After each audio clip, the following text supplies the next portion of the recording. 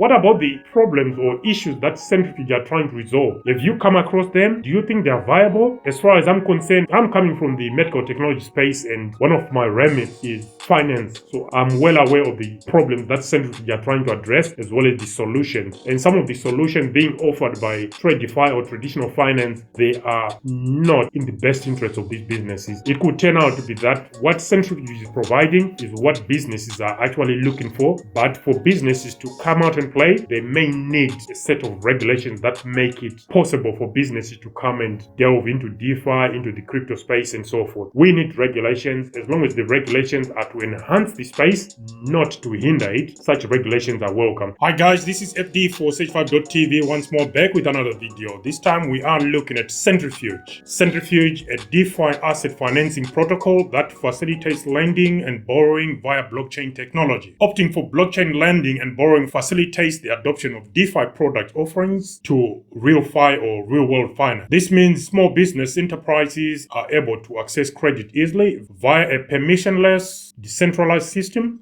Investors are also able to accrue yield via pooled liquidity pools. Those providing liquidity to investment pools in the form of stablecoins may choose between high risk by earning the TIN token TIN or the low risk investments to earn the drop token DROP.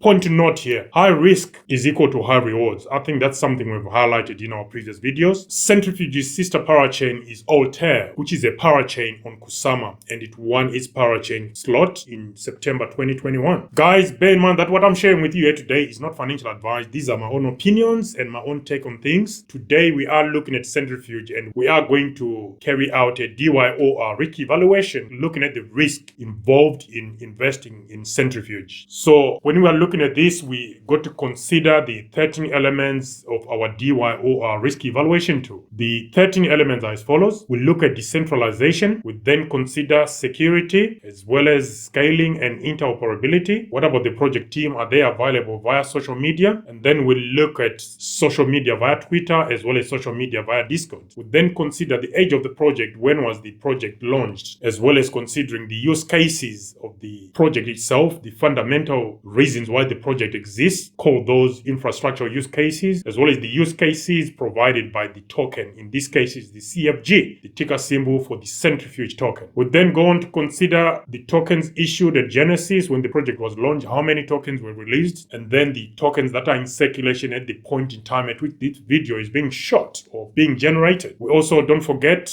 circulation, the amount of tokens in circulation at the point of doing this video, as well as the maximum tokens available, the maximum tokens to ever exist. And then finally, we consider the token allocation in the hands of insiders. Insiders include the team members themselves, as well as any early investors, but we exclude any investor that participated in the parachain application. So what is the problem that Centrifuge is trying to address here? We know the overarching issue here is that of raising finance or working capital, but the two most commonly used methods used by businesses seeking to improve their cash flow is via invoice factoring or invoice financing. With invoice financing, the borrowing business will still be in control of their receipts and will only take invoices that the business wants to sell. With factoring invoices, the business sells the whole outstanding sum to the factoring company and give them full control over collection. So those are two options to raising working capital. What is Centrifuge's value proposition? Via TinLake. TinLake is a decentralized application or DApp for a marketplace for tokenized real-world assets, which are minted as NFTs on the Centrifuge blockchain. These NFTs are then used by companies as collateral for direct or indirect borrowing, while investors can utilize traditional business lending methods to earn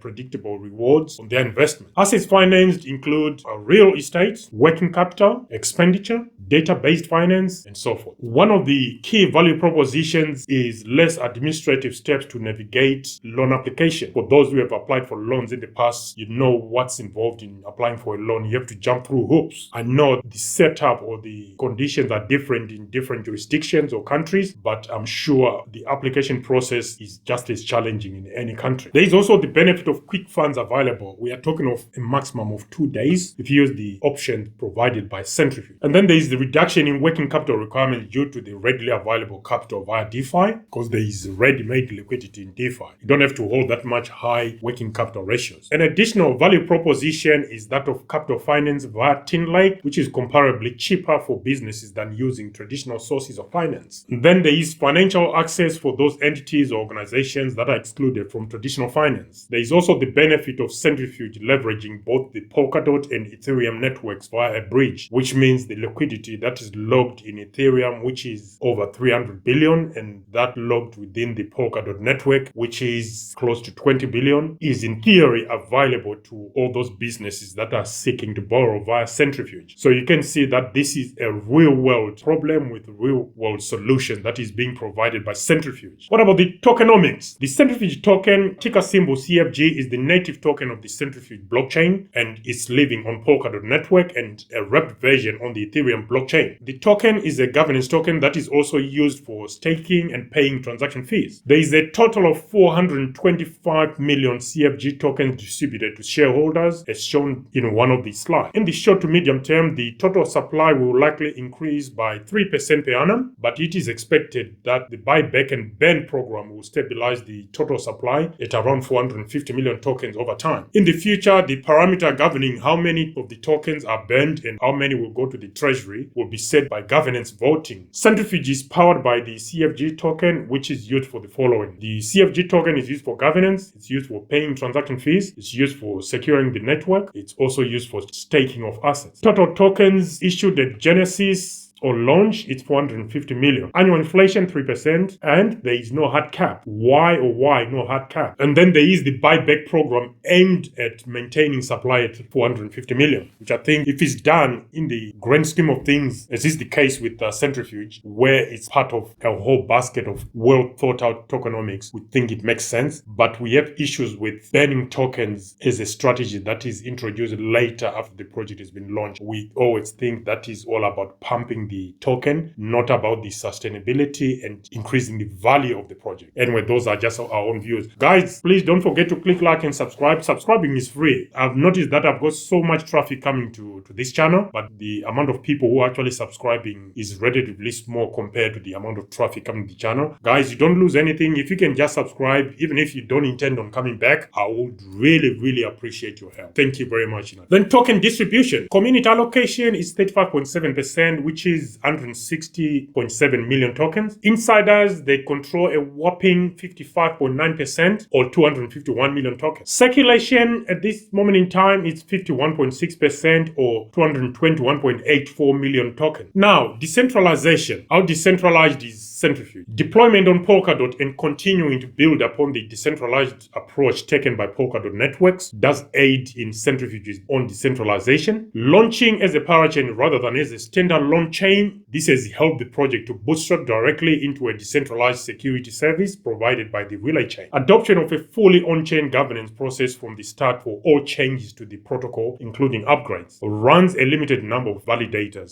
So this is something that is going to impact our scoring on decentralization for Centrifuge. It runs a very limited number of validators. What about security? Since Centrifuge is now a Polkadot parachain, Centrifuge benefits from pooled security accorded to by the Polkadot Relay chain, but Tin Lake is still only hosted on Ethereum, therefore still vulnerable to front running, an issue that we believe has not been addressed just yet. The Tin Lake smart contract was also audited by Least Authority and produced 10 issues, with 8 of those issues resolved and 2 left unresolved, one of them being front running and the other being ambiguous null ownership. This has got something to do with the balances left in a wallet after transfers. What about scalability? Centrifuge strives to achieve a greater speed on the Polkadot network, with the Relay chain separating the addition of new transactions from the act of validating those transactions. There is also no limit on the number of pools created by originators or those seeking to provide finance. Therefore, there is scope for Centrifuge's Tin Lake to scale without friction. The built-in cross-chain blockchain network that Polkadot provides will enable unique scenarios and use cases with a high degree of security. And then we get onto the team. Centrifuge is around 48 employees according to the project's LinkedIn pages. Social media presence via Twitter. Centrifuge has got 56,900 followers on Twitter and 9,999 members via Discord. The project was launched in 2017 but only successfully successfully applied for a parachain in March 2022. So as a parachain, it's relatively new, but as a project, it's been operational or it's been in existence since 2017. Tokens issued at genesis or at launch, 450 million. Circulating supply at the point at which this video is being generated is 221.84 million or 51.6%. Maximum supply, there is no hard cap. Insiders, 55.9% or 251.6 million tokens. Okay, so that is the brief overview on Centrifuge. Now we get on to the ranking, the scoring. So we have a scale of 0 to 10, 0 being the minimum, 10 being the maximum. And then once we have issued our scores, we get on to the overall score, which we rank according to 4 different categories. The lowest category is a no-go. The next category is could go to 0, then followed by S potential. And the best category that everyone is striving for is go for it. Let's dive into the scoring then. Here are the scores or ratings we gave to Centrifuge based on the 13 elements of decentralization, security, interoperability, project team, social media via Twitter, social media via Discord, age of the project, use cases, tokens initially issued at genesis, total tokens in circulation, maximum tokens available, and insider token allocation. On decentralization, we gave Centrifuge 2.5 points out of 10. On security, we gave Centrifuge 7.5 points out of 10. On scaling, we gave Centrifuge 7.5 points out of 10. On interoperability, we gave Centrifuge 10 out of 10 as it is designed for interoperability due to the reason that it's a parachain on Polkadot, and we know Polkadot is designed for interoperability. Project team, we gave it 10 out of 10. Social media via Twitter, we gave 7.5 points out of 10. Social media via Discord, we gave it 2.5 points out of 10. Use cases, we gave it 10 out of 10 because we think Centrifuge is, in all honest, attempting to resolve or to provide solutions to real-world issues that beset businesses every day of the week. Therefore, we gave it 10 out of 10 for use cases. Tokens issued at genesis, we gave it 5 out of 10. Tokens in circulation at the point at which this video is being generated, we gave it 5 out of 10. Maximum tokens available, we gave it 0 since there is no hard cap. Insider token allocation, we gave it 0 out of 10 because of the 55.9% of token allocation under the control of insiders. So there you have it, guys. Those are the scores for Centrifuge, which gives us a mega total of 72.5 out of 130, which puts Centrifuge within the could go to 0 category. But we, as you all know, those who have been following this channel from the beginning, most of the projects, including the likes of Ethereum, Cosmos, Avalanche, and so forth, they all fall within this category, could go to 0. Only a couple of projects are in a different category. If you want to see those projects, please check the links down below. Guys, also down there, don't forget to click like and subscribe, as well as smash that notification bell. As I've said before, subscribing is free, guys. You're only trying to help someone who is putting their effort into generating this content. Whether you'll be coming back to view